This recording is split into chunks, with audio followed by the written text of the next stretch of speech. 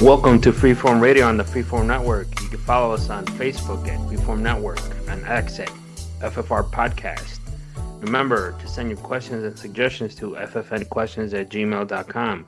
Hit us up there with comments, requests, reviews. We'd like to read them. Again, the Freeform Radio, we have Danny. Yes, sir, man. It's a little chilly outside. And you know what, man? Our buddy got one win yesterday, but Rex Grossman still got two playoff wins. So we'll see, man. We'll see who's the best man, best quarterback. And we got Noel. Hey, what's going on, everybody? Thank you for joining us for another one. It's all good, Andy. I want to thank you for joining us. I hope everyone had a good Christmas, a good New Year. So it's a new year and same old Freeform Radio. So let's get going, man. We're going to start off with Noel. Looks like he was busy watching some movies during the Christmas break. It looks like you watched Aquaman 2. I forgot that movie even had a sequel. So hit us up. How was Aquaman 2? Yeah, man, I agree. A lot of people slept on this one, and rightfully so, as I will go into in a little bit. But yeah, this movie came out in 2023, so it is a couple years old, almost 3 years old, coming up later on this year. And I just wasn't in a hurry to watch it, man, especially considering what happened with DC, the direction they're going in, the sale of, all these properties and stuff. It's kind of disheartening for any person who grew up with comics, person who grew up with these characters. It's just one of those things that you don't want to see all the things you grew up with just kind of get, destroyed or used in a shameful manner. And it kind of felt like this was that Aquaman 2 with it, the whole Amber Heard situation prior to this releasing, it just kind of made me not even want to watch it. Seeing how people can get away with things, they have certain privileges and stuff, and other people can do the same thing, or maybe even lesser things that aren't even that bad. Maybe just words, right? Things that aren't even physical. It's just a word that they said, and they get canceled into oblivion and pretty much like treated like a leper and wanting to never have a career again. So all that stuff just kind of influenced me not wanting to watch this. And but I figured, I'm like, you know what? Let me give it an honest chance. Let me just truly watch it and without any kind of like bias towards it. So I did that. Is this the lady that shit on Johnny Depp's bed? Yeah. Is that it? Correct. Oh, okay. Allegedly, Yeah. Well, I don't know about allegedly. I think they said it in It's been court. confirmed and documented. Yeah, it's in the record. I think so, man. Unfortunately, yeah. She did a lot of stuff. That's one of them, but she did a lot of bad shit. And yeah, the name sounded familiar, and yeah. I'm like, where do I know this lady from? Yeah, the way they did Johnny was really dirty, and the way they kept her in her roles, like they pretty much, got rid of Johnny in Pirates of the Caribbean. They replaced him, and they said they weren't going to bring him back anymore, et cetera, et cetera. A lot of stuff happened to his projects, but Amber Heard was still kept on for this movie, so it just rubbed people the wrong way, and a lot of people didn't want to watch this. I think that's part of the reason why it didn't do that well. Right now, it sits at a 5.6 out of 10 on IMDb, Dang. 115,000 votes. So it's a lot of votes there, and a lot of people not liking it. Yeah, I know this is Yeah. about Aquaman, but Johnny Depp, he did some mean shit too. So I'm maybe not sufficient. He wasn't shitting on people's beds, but yeah, he did some heinous shit too. Yeah, I would say they aren't totally. He's not totally blameless. It's Right. just it's nowhere near as bad, I would say. Yeah, I It's agree. it's nowhere near as evil or vindictive or conniving as Amber was. There's there's the pros and there's the minor leagues, right? And if Johnny is anywhere, he's in the minor leagues. Amber, she's pro. She's that elite Olympic level of evil, in terms of the marriage and what happened with them, and just the way she carries herself and just general life.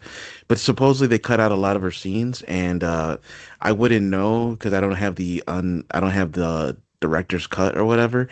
I just have what was released. And from what I saw, it didn't have much of her in it. It did have scenes of her, of course, but she's the wife of Jason Momoa in this. She's Aquaman's wife, and she has a child with him. So she's a wife and a mother in this movie. But despite that, there's really not too much with her in it. And aside from all that, putting all politics, all that stuff aside, the drama and all of it, the movie itself just was not that interesting. It wasn't that gripping. Um, I've seen better Fast and the Furious movies, honestly, than this one. And the amount of money that they throw at these movies is insane for what I think was presented, you know? So it was just one of those movies where I think I had higher expectations of it. $205 million budget. Some of the CG didn't look great. The dialogue was flat.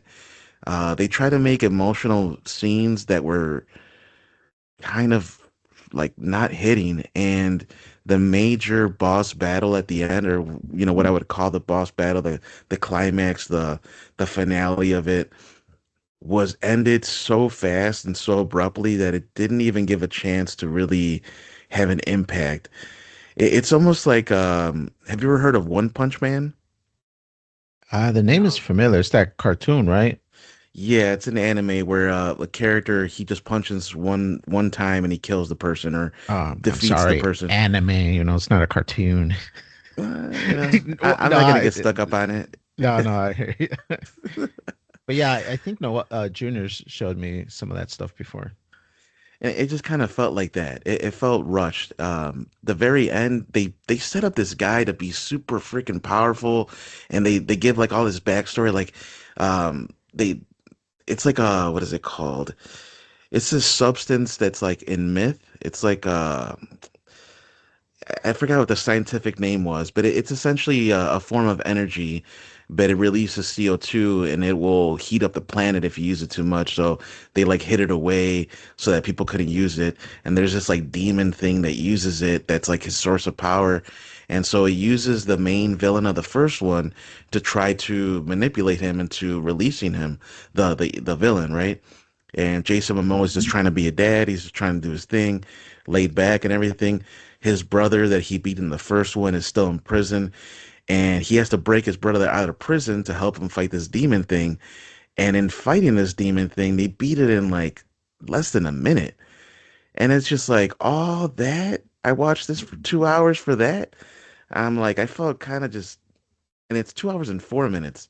Over 2 hours for 1 minute of action at the end that seemed cool, but it just like fell flat. And then I was like, all right, I get why they gave this a 5.6. It just didn't have that impact. It the moments that they wanted to seem more impactful, where they put like the music in, kind of like if you've ever seen Thor Ragnarok, there's moments where they put in like the Led Zeppelin music, and then you see Thor come out like a badass, and he does like some super crazy CGI, like powerful effect, and it just seems cool. It's impactful. You feel it. The music's going, the action's going. But this movie tried to do those things and failed. It did not work, and I wouldn't recommend it to anybody really. And it's not that I don't like some of the characters. It did have its moments. I do appreciate some of the actors in here, but it just didn't do it. Unfortunately, for the big budget that it had, it just didn't do it. And that's it. It is what it is. Do you think you guys will watch this one? I barely watched the first one. And I know I had a lot of hype. It was okay. I wasn't like that. And then the whole like, yeah, the Amber Heard Johnny Depp divorce thing or whatever. And then I'm like, I'm done. Like DC, we all know the issues with their movie franchises since Marvel did that whole Marvel Universe thing. So they just weren't able to really get it going. And then they had so many changes on the top on the Warner Brothers side. They keep adding new bosses for DC. It was like a revolving door now. Who knows what they're gonna do now that looks like Netflix is gonna buy, or they're gonna control buy the Warner Brothers because the board back did not take the Paramount deal. So who knows how DC is gonna be handled going forward. But yeah, like the Blue Beetle and all that. Like I watched clips of it. I'm like, I have no interest in watching it. I didn't even watch Black Adam or whatever, and I wanted to watch that, and then I saw clips of it. I'm like, this is not good. Yeah, to me, I watched this movie. I can't quite recall when or if it was like right after, but I did watch it, and yeah, I can't remember too much about it, to be honest. So I think that kind of bodes to how good this movie is. The only thing I remember was they were like in Greece or something. There was like a bunch of like Athens, I don't know what, and they were just like flying around destroying all these like little houses. And yeah, I can't quite remember too much except for that mantis looking guy that looked pretty cool. But yeah, I can't remember But too isn't much. Mantis the first movie, if I remember, or I is he in the So second one? or maybe I'm mistaken him, but there was like a mantis guy and he was like trying to kill him, unless I'm thinking of the first movie. the first movie, the second one is a true sequel to the first one in the sense that the main villain of the first one, Mantis, like you said, he's trying to avenge his father's death. His father died drowned in the submersible ship they were in, and Mantis was able to escape, uses a suit, tries to fight Aquaman in the first one, loses. Aquaman spares his life, and instead of being like, okay, thank you for sparing my life, he's like, let me try to kill you and your whole family. And so he tries to do that again. And this time he uses that demon thing I was telling you about. It's like Uh, this, I forgot what they call it, coralculum or some mythical, like weird. I've heard it in video games. Like it's one of those materials that you pick up in a video game to use to make weapons. It's some weird, doesn't even matter, honestly. It's irrelevant. Um, but essentially, yeah, that's pretty much what happens. Mantis is in the second one as well, and he tries to use Aquaman's kid as well as a bargaining chip, or like a he like kidnaps him to try to sacrifice him to bring back this demon thing. It all falls flat, man. Unfortunately, but anyway, that's that, man. Moving on, The Covenant. Guy Ritchie's The Covenant came out the same year, actually, 2023. I'm kind of working in my backlog if you catch my drift here. 2023 was a couple years ago, but I haven't watched movies in a long time, so kind of catching up on all these older movies. And this one thankfully paid off. I actually really liked it. And I don't know if you guys are into like military movies, Black Hawk Down, Hacksaw Ridge, stuff like that, Dunkirk, all that, Saving Private Ryan. I can go on and on and on. I watched all those movies. I love a good military movie, and especially if it's done in a dramatic way with, good actors and good dialogue. I don't want just mindless gunshots and, people getting hurt. I want to see like a brotherhood. I want to see a theme. I want to see something going on. And this one had that. It pretty much is a story of a guy who has a debt, a life debt. When somebody saves your life, you owe that your life to that person that saved you. And so the character in this story, he's in Afghanistan, and this is right after like the attacks, 9/11 and all that. So they're out there to, you know, just bring justice, I guess, find the culprits, find the Taliban and, bring them to justice. And this person's team gets wiped out, and he's the only survivor because of an interpreter who he lives in Afghanistan. He knows the people. He's a former, let's say, like Tony Soprano's son. So it's like Tony Soprano's son who he grew up in this like mafia bit in the Middle East, right? And they sell heroin and they do all sorts of stuff. So he grew up knowing connections and knowing the people and being able to figure out who's a Taliban, who's not. And so this interpreter does more than just interpret. He's also like militarily trained and all that. So he saves Jake Gyllenhaal as the main character. He saved Jake Gyllenhaal's life, and this is based on a true story, by the way. So that's another thing to it, another element to it. And the thing is, all these people in Afghanistan that aided the military, the U.S. military, they were promised visas. They were promised a lot of stuff. And of course, the U.S. being the U.S. did not follow through, and they just kind of left them to die. And so Jake Gyllenhaal making it back home, being with his family, he cannot let go of the guilt that this guy is still over there with his own family too, hiding and just trying to survive another day. Because in helping Jake Gyllenhaal, this Afghanistani person, his name is Ahmed. Ahmed and his family are in hiding because they're highly wanted. They essentially betrayed their own people. That's the way the Taliban are looking at it. So they're like public enemy number one in the Afghanistanis, eyes. So Jake Gyllenhaal, he just feels like his soul is being crushed essentially. Every day that he's living is not really a day he's living. He's just kind of constantly in a circular motion of thinking, what about this guy's family? How can I enjoy time with my family when this guy's over here just trying to, survive another day? So he does everything in his power to go back there and save him. And I don't want to spoil the movie. I think I've already said a lot, but it's a really good movie. And I would recommend it. It's about 2 hours and 3 minutes, 7.5 out of 10, 200,000 votes, over 200,000 votes. Have you guys heard of this one? I have not. It sounds interesting. I could always dig a good war movie, a good Band of Brothers, Saving Private Ryan, stuff like that. And I pulled it up because I had never heard of it, and it looks interesting. So definitely gonna put it on my watch list.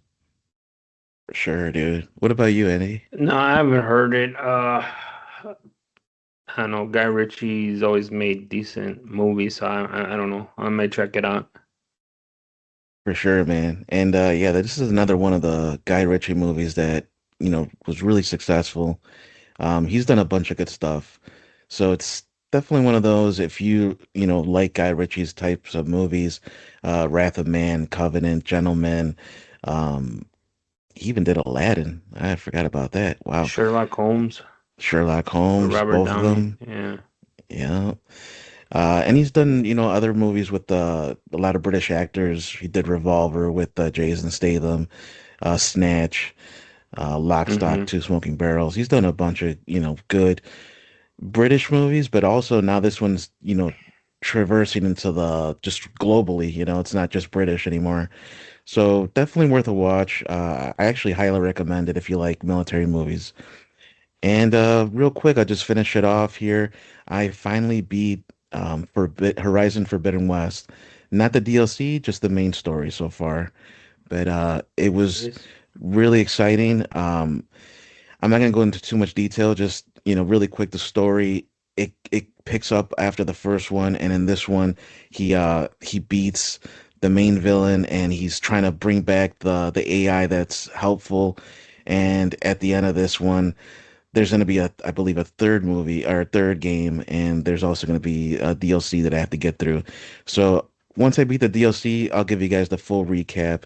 But yeah, I finally did beat it, so just wanted to give that little shout out to Horizon. But moving on, guys, let's move it on over here to Daniel. Let's get you caught up on your week here. Looks like you watched another documentary. It says a Netflix documentary, Elway. Fill us in. What is this about? Yeah, this is John Elway's documentary. There are some like legacy Hall of Famer quarterbacks, and this guy is one of them. I was never like a Broncos fan, so I just knew of him. And since he played pretty late into his career, I got to see some of that stuff. But yeah, the documentary was really cool. It kind of showed his whole journey from starting off going to Stanford, and then just his whole career. It went into stuff that I didn't even know, and I'm not like the most hardcore football fan, but I think I'm a good football fan. And they were talking about like the drive, and I don't know if you've even heard of that, Andy, but the famous The Drive. I'm like, I never even heard The of that, playoff but game. yeah, Yeah, and they I know. and they kind of went into it, and so I was just like, oh, okay, interesting. And I guess it's like famous for this really big drive. But yeah, documentary was really cool, made by Netflix, not super long, and it just kind of goes into his career. It's kind of sad at the end. He was so like driven to win for the team that his family kind of crumbled a little bit behind him with his wife, his relationship. So they ended up getting divorced. But he's still close with his kids and now his grandkids. So at the end, it does have somewhat of a happy ending. You know, he comes out at the end and he shows his property, and now he's trying to enjoy it with his family and trying to use some of his legacy for that. But really cool documentary. Not sure if you heard about it, Andy, or even seen it. I heard of it. Elway was he has a long history of like he was kind of difficult. He butted head with a lot of coaches until he got those two Super Bowls at the end. And then they made him, I don't know if he was GM or president of the Broncos, Right. and he was really not good at drafting players. And I think a couple years ago, I think before the pandemic, I think he left, or I don't know if he got fired or he just like, I'm out of here. Because it wasn't, he had, I think, the good Super Bowl run with the Peyton Manning, and I think that was it. And then he hasn't really been anywhere on NFL like radar, I guess I want to say.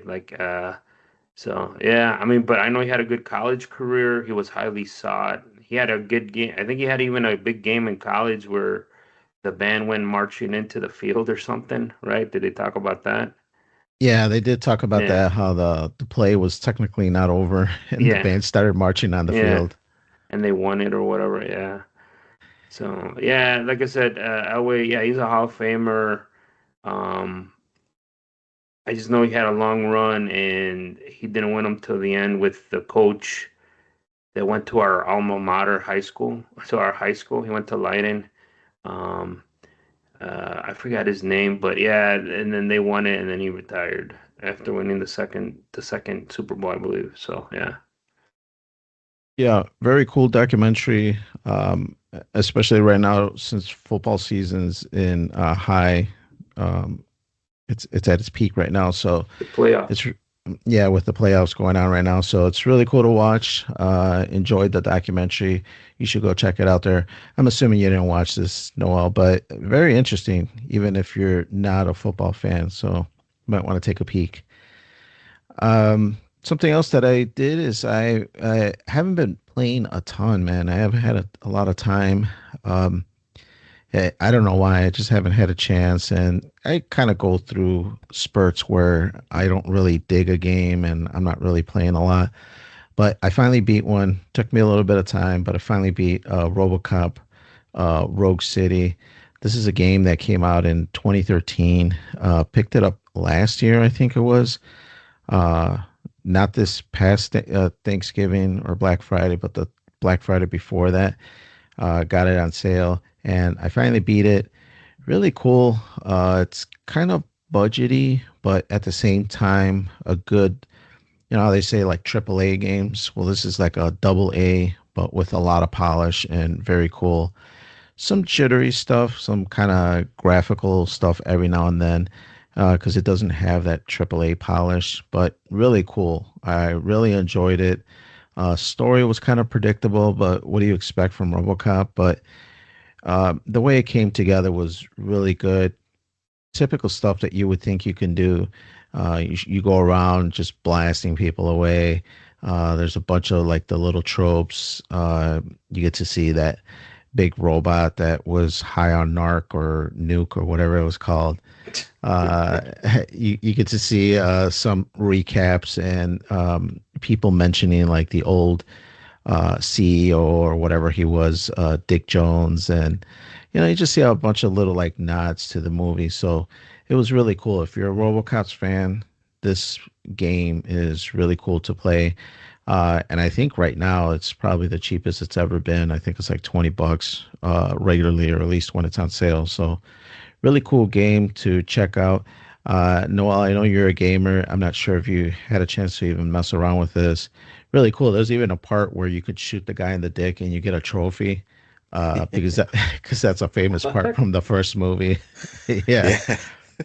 Well, in the first part of RoboCop, the movie, there's a part where he's using that radar, whatever cybertronic grid, and then he aims toward in between the lady's dress and then shoots the guy in the dick.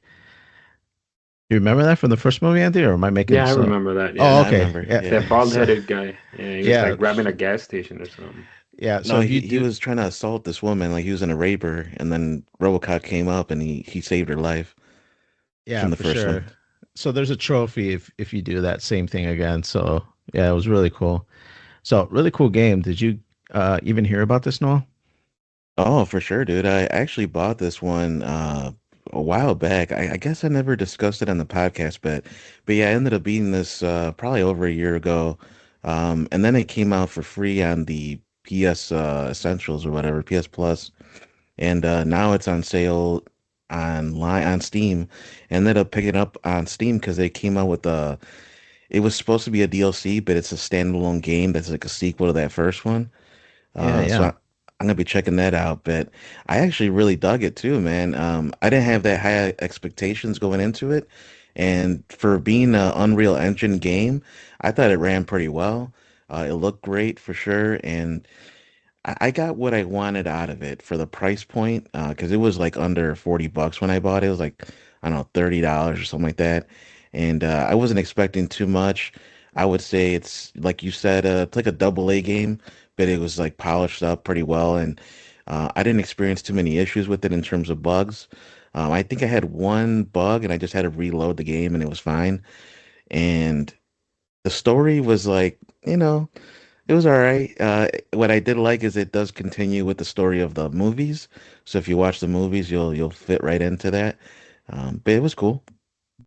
Yeah, I think it's definitely one of those cool games that if you're a fan, you should definitely check it out. But yeah, that was RoboCop. Something else quick that I did is I watched the movie The Sinners. I think you mentioned, Noel, that you've seen this one, or I think you recommended it to me because I saw it a lot in my feed. Yep, yep. And finally had a chance to watch it. This is a new movie that just came out last year, but really cool supernatural horror movie. Um, that's from like the early 1900s around Mississippi and Chicago, and it's this twin brothers that they're trying to open up some kind of new like music joint to have music, drinks, and kind of expand and use some money that they ended up getting from really suspicious ways. But yeah, the movie at the start, I didn't really know much about it, so I didn't Google it. I just kept seeing it, and people kept telling me to watch it. I watched it. I didn't even know what the evil or the bad guys were going to be until it was like halfway through the movie, and then you finally realize what it's about. But really cool. I really dug it. To me, the best part of it was the music, to be honest. I think the way they did music and kind of expanded on it, made it to the time of the 1900s, but also modern at the same time, was really cool. It wasn't like in your face, like if you were watching Al Capone, but then there's hip hop in the background. It wasn't like that. It was like a good way of bringing it in. And maybe it's because they're trying to open up like a music house or some kind of like party house. So it kind of flows with the movie and it makes sense. So I really dug it. I really enjoyed it. Noel, yeah, correct me if I'm wrong, but you did watch this one, right? 100%, man. I remember recommending this to you guys. I ended up buying the 4K. I think it was a Steelbook. One of my favorite vampire movies at this point. And yeah, you're right, man. The music was really cool. It had that blues vibe, but it also brought in like a modern style of it for a moment. There's a scene where they're doing some kind of like, it's almost like they're in a trance. Do you remember that scene? Yeah, And then yeah. it brings in that music, and then that's when they get a track like the monsters essentially of the movie get attracted to that area because they're like in this weird trance like state. Yeah, for sure, man. The beat was really cool. The movie, everything was really cool. Really enjoyed it. And if you're a fan, the other little cool thing about it is the actor, Michael Jordan, I think is his name. But the actor, he plays both twins in the movie. So it's really unique. Ended up after the movie, I was curious about how they did it, so I watched the like behind the scenes thing, and it was really cool how they pulled off to have both essentially two Michael Jordans in the same scene playing the actor. So it was really cool the way the documentary even went about how they try to make each character distinct. So they had their own mannerisms, their own outfits that made them unique to each other. Really cool movie. Really enjoyed it. I think at the end, it kind of, the plot to me didn't really hang in there as well as I would like, but I think it was still a good movie. If you go in with mild expectations, I think it'll definitely exceed that. But yeah, guys, don't want to go on and on about my stuff. Let's jump it over to Andy. And I know I spoke about football earlier, but why don't you recap us, man? The Bears. It was a late night yesterday. Fill us in on your thoughts, man. Well, yeah, the Bears of this recording, the Bears beat the Packers in the wild card start of the playoffs. Um, they won the division. They the number two seed in the playoffs, and then the first game was the Packers yesterday at home, Saturday night, and there was a just the way the whole year's been going with the Bears, man. They stink the first three quarters, and then they turned it on in the fourth. I was reading a stat this morning that the win is this Bears win's the largest comeback in playoff history. So, because they were down Playoffs. 15 or 16 points, if I remember correctly. Um, but yeah, man. But like again, that defense, the first half, the offense is just. I think the defense is just horrible. I don't know. I mean, we've talked about it at length, Danny. It's just. I don't know. We'll see if they get hot. We'll see what happens. But I don't. To me, that's the season right there. You won the division and you won a playoff game, and then you won the playoff game against your biggest rival in the division, the Packers. And the Packers were talking a lot of crap this whole week leading up to the game. And, I kept saying the Bears are, and then the Bear Packers fans were like, they're lucky, they got a horseshoe up their ass, and you beat our back up, and like they're just making excuses after excuses now. Caleb beat him. He's 3-2 against the Packers above his 2-year career, which is crazy. Um, he's beaten them three times. But other than that, like, yeah, let's see what happens next week, and see what they could do because it's just nuts to see. It's been a long time, and I think they haven't won a playoff game since 2010 after yesterday. So uh, I'm content. It's a successful season. Um, we'll see what happens. I don't see them passing the next round. If they get the 49ers, maybe. It's either the Rams or the 40 or the Eagles, right? Or something. I forgot. If the Eagles win, uh they get the Rams or something, and 49ers win, they get the other team, but we'll see what happens. Um but that defense is horrible, dude. Horrible. I that first half, Jordan Love looked like a goddamn looked like a Hall of Famer, and then he's terrible in the playoffs. He's only won one game as Dallas like 2 years ago or something. Other than that, he stinks in the playoffs. Um, yeah, I mean, I don't know. I know you saw the game, Danny, Noel. Chime in. Uh, you think that they can win the next round? I mean, with this, can they make a deep playoff run to the NFC Championship game? I don't see it. I think the only way they can win it is with the luck that they've been carrying, where they just get enough good calls even by the refs, because there wasn't a lot of penalties in the game, but Yeah. the penalties that there were going the Bears' favor. So it kind of even brings that little nugget in the back of your head. I don't want to say it because I'm a Bears fan, but were they trying to help the Bears get further along in the playoffs? Because right now they are a big market where the fans are really rabid to for them to continue, and it's like a Cinderella story with the new coaching, a young quarterback. So it's got a lot of elements of what people eat up and to bring viewers to the playoffs and to the Super Bowl. So Yeah. I don't want to think it's that. So hopefully it's a lot of just good circumstances for them to continue on forward. But yeah, it's going to be tough. I agree with you. I think if they get Philly, because yeah, whoever's the lower seed, they're going to play Seattle, and then we'll get the other team. And I think the 49ers are the lower seed. So if the 49ers win, um, they're going to go up and play Seattle. But yeah, we'll see, man. Um, I think if we do get the Rams, I think we can beat them. If we get 49ers, we can beat them. If we get Philly, that's going to be tougher, even though we beat them. I think that would be a tough game to win. So we'll see, man. I'm with you. I think it's a great season, a great first step.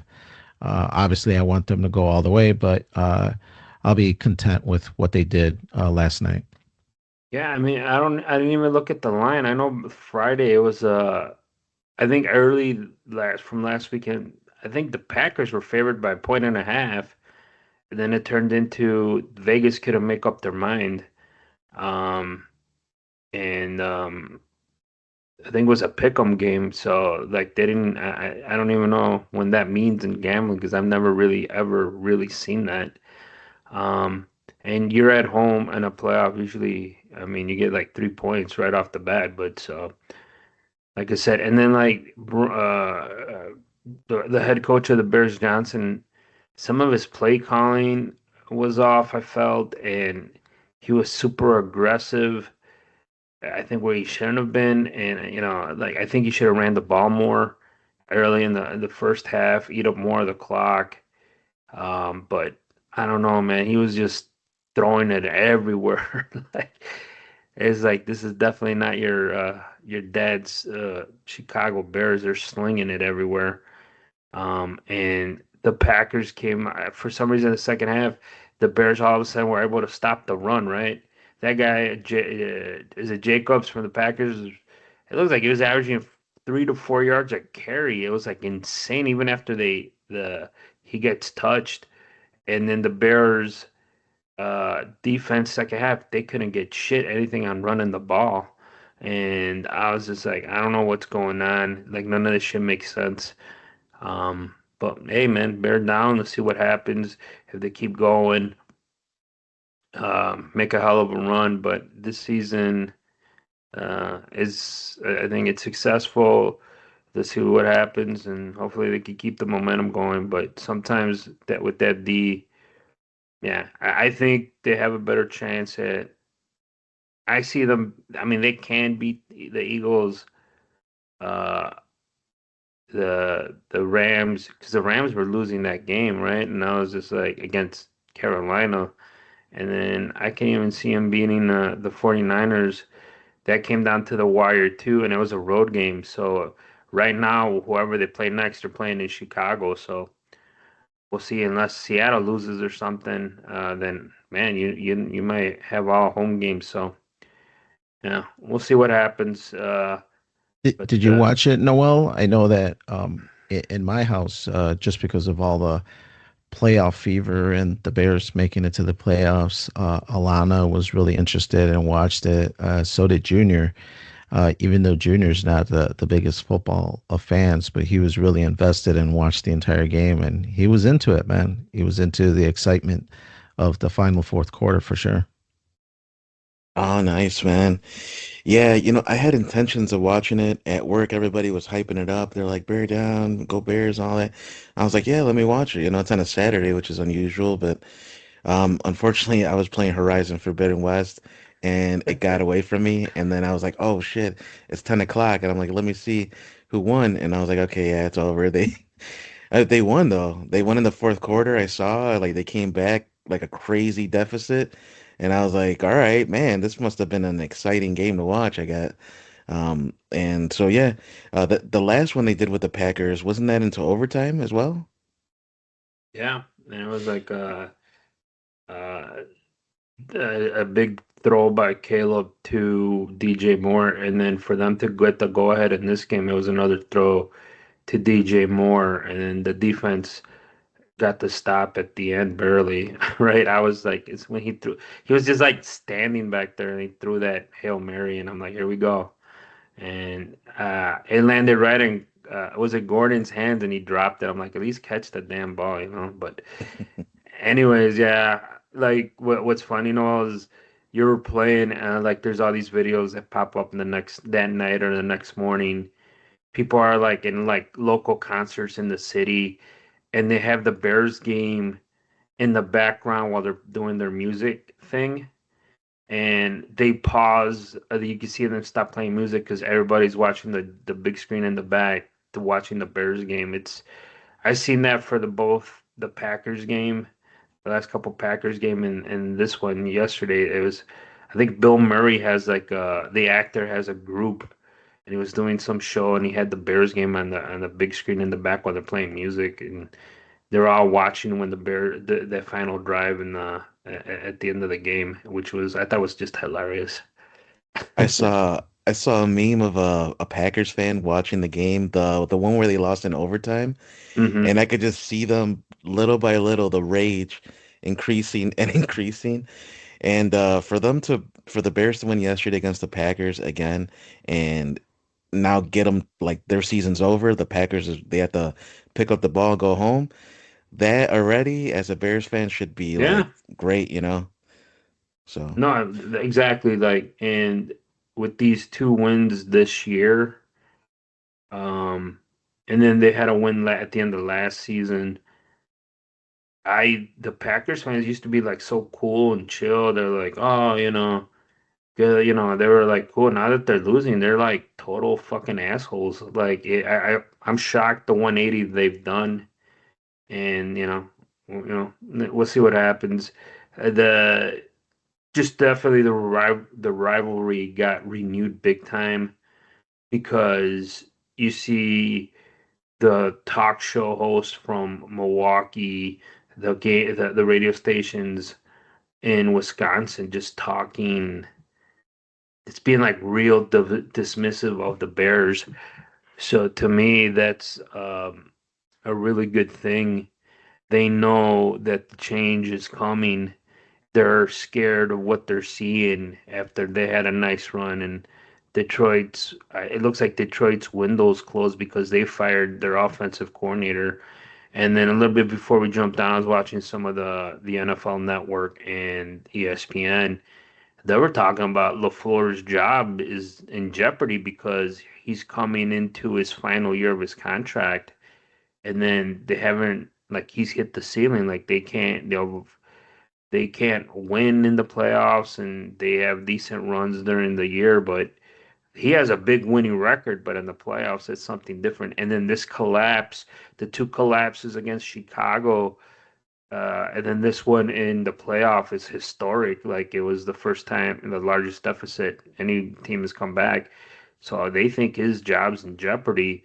And we'll see. Like I said, it's to me, I think, yeah, he had a lot of injuries, but when you're going into that final year, in any sport, baseball, basketball, football, it's not a good thing if you're not extended, because the players are like, I mean, the mentality is the players like, oh, he ain't coming back if he's not extended because you always get fired.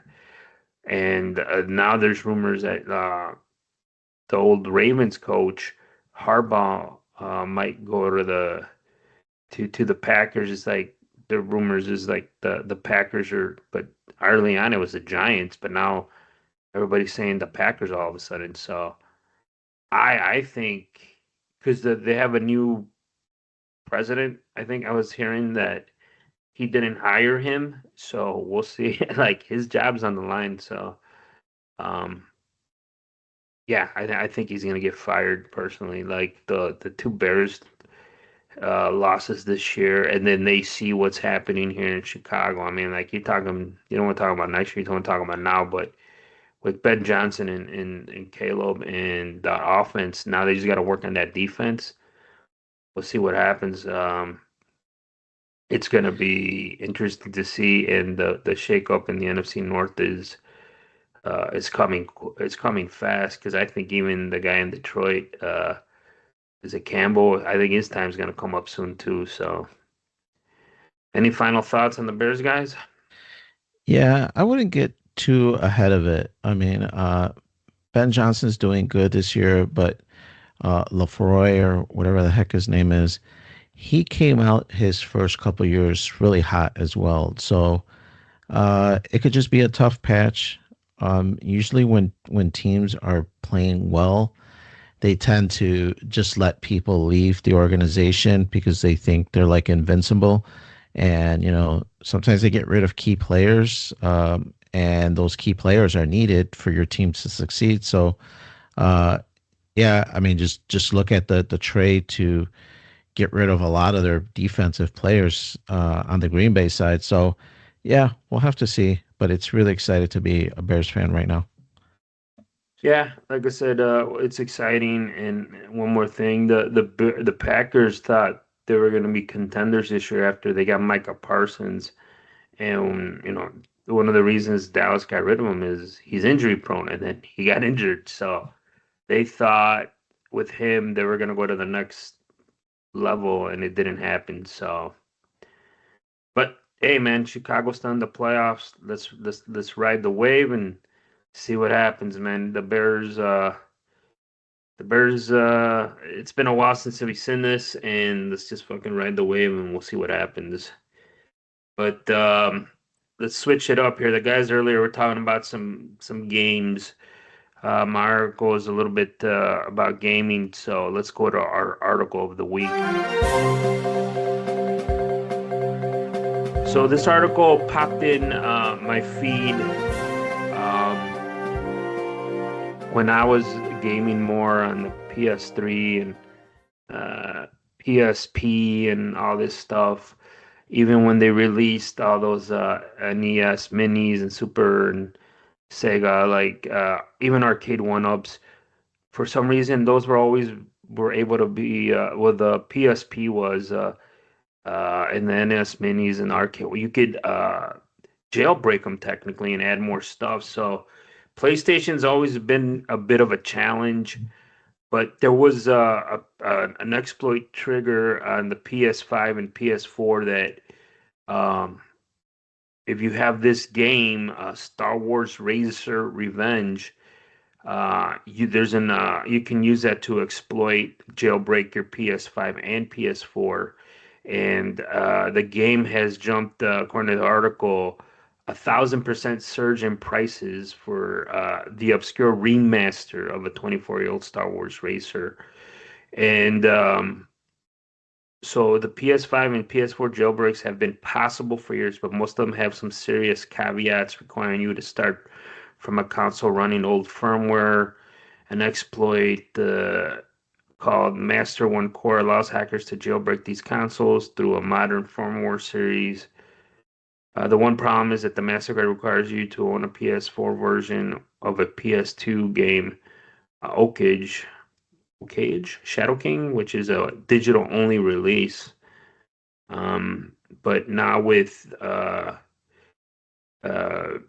this game, the Star Wars Racer, what is it called? Star Wars Racer Revenge. Someone was able to hack it, and all hell broke loose.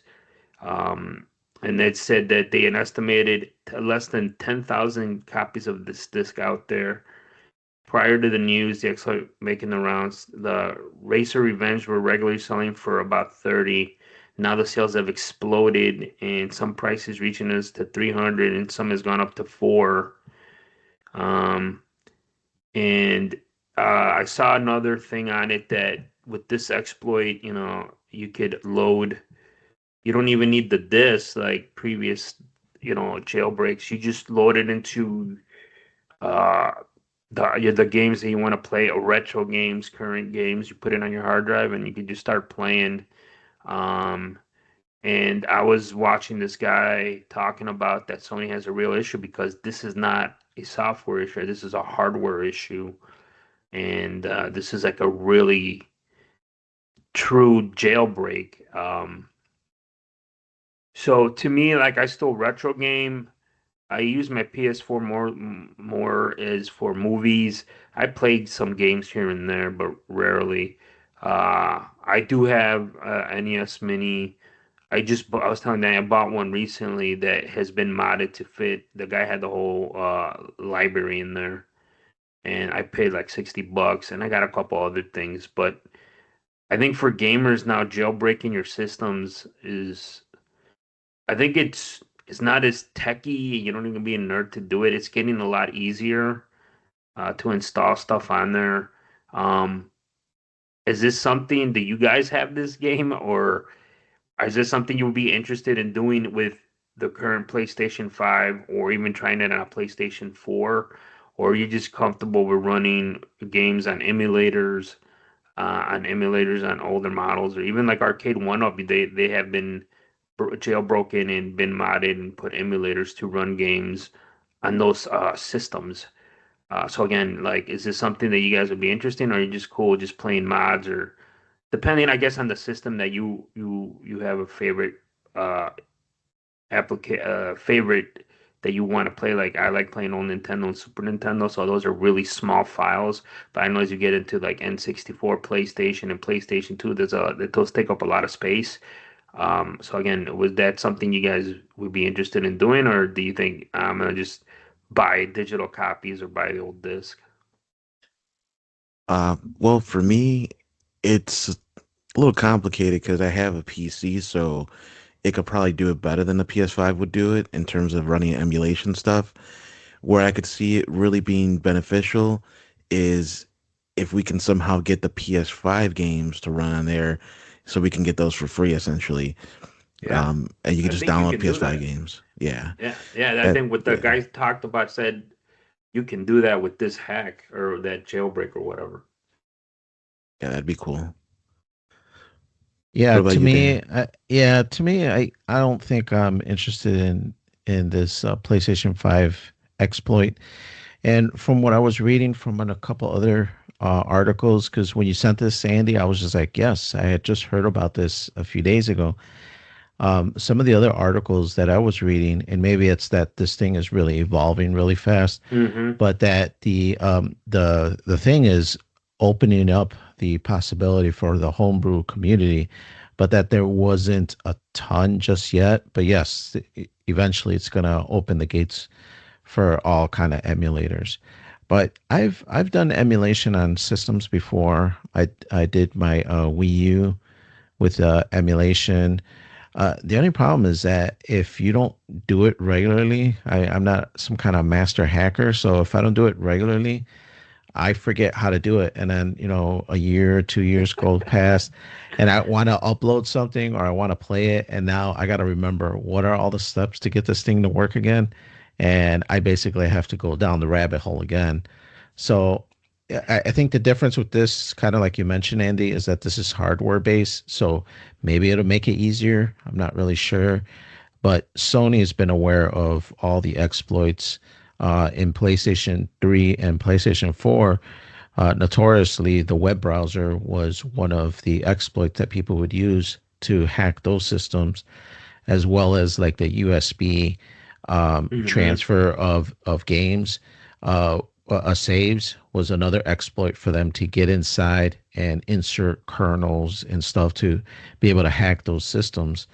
And those are two features that were removed from the PlayStation 5. So the PlayStation 5, the only web browser it has is the web browsers that are launched from the game itself. as well as the USB for transferring game saves. That's not allowed on PlayStation 5 games.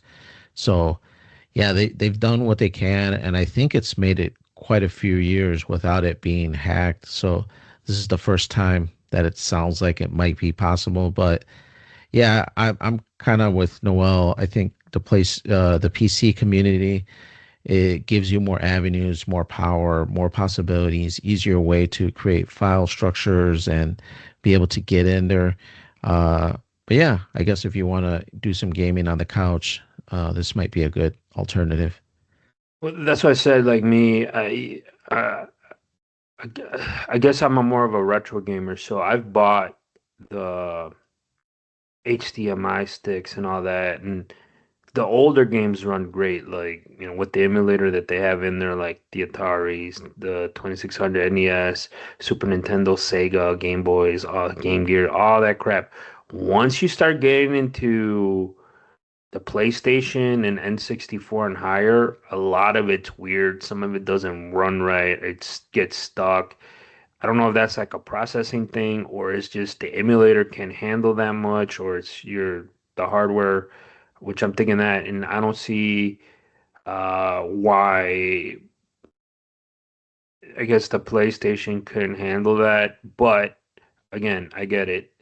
Um, the problem is not a problem, but there's always people looking to, and then with the digital downloads now, so I don't know how easy it is to find. I'm like way out, like I don't download torrents or anything no more, so I don't even know where you get game files, like let's say to download, and then you can pop them in there. Like where would you even go, or how'd you get them? Um, so like I said, it's I mean, are they still like torrent places to download stuff? Yeah, I think so. I don't know about the modern, like you said, Andy. I know back in the day for Super Nintendo, Nintendos, and you'd find the Yeah. ROMs, and Hmm. maybe it's just that they've been around for a lot longer, so maybe you could find sites that have this data a lot easier, and where some of the newer stuff is a little more difficult. You got to get the DVD image or whatever to upload. So yeah, it might just be that these are too new and it's more difficult to find these games. Yeah, like I said, I know in the Steam deck, and they got a lot of old stuff, and then like they're all trying to control their old games, like Nintendo and Sega, all those publishers, and they know there's money to be made there. So yeah, I mean, Sony is notorious for like they're always trying to say their stuff's not hackable, but let's see what they do. I don't know. And to me, uh, just the homebrew community, as Danny said, that's a word I haven't used in decades. That they're always out there working, trying to get free to get your systems to do more, and to play with your quote. And I have this in air quotes, your backups, right? So, uh, this is gonna be interesting because the guy did say, I watched, this is not a software issue. You can't patch this. This is a hardware issue. Um, so. No, we'll see. Let us know at FFN Questions, is something you guys would do, or if you guys jailbreak everything, every freaking purchase that you got. And to me, it's always been fascinating when I used to game more regularly when I was younger, especially with the PlayStation 2 with the old disc swap. Do you remember that, Danny? You had to get a Game Shark or something Right, to do all right. this other, you modify your console, and then the hard drive stuff, and like it just keeps evolving. And now I know there's websites out there where you could play old Nintendo games and Super Nintendo, but I don't want to play them on a keyboard. I want to play them with the controller. Um, so we'll see where what the homebrew people come up with. But I think you're right. This is evolving. You know how that when once this stuff gets out, people start coming up with all sorts of shit, and it starts moving fast. Um, so I wonder if they're trying to figure out if there's another game that has this, that where you could do that. So I I think that's what they're probably searching for. I did see some stuff too that this might not be the only game because Yes. there was some homebrew community places saying, you know, don't spend $300 on this game, that they're slowly identifying a few other games that may Mm-hmm. be usable, especially because this one's really limited. It's not Mm-hmm. only that it's an old PlayStation 2 game, but it's really limited. It's done by a company, I think, like in Europe called Limited Run Games, and they, just like their name implies, they don't make too many of these. They kind of basically make them to order. I think their business model is that they put up pre-orders, and depending on how many people want it, then that's how they determine how many they're going to make of the run of that game.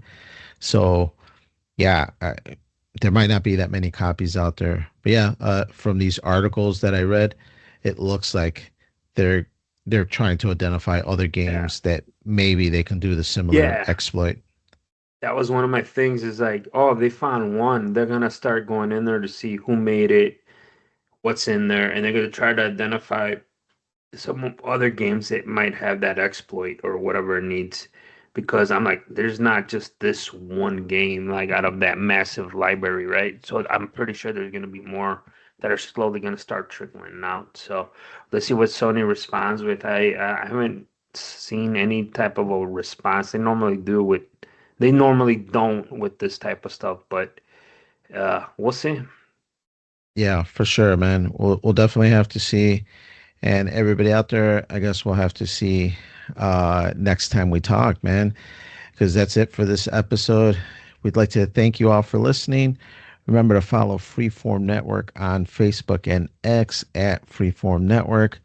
Send in your thoughts, your questions. Are you in the homebrew community? FFN questions at gmail.com.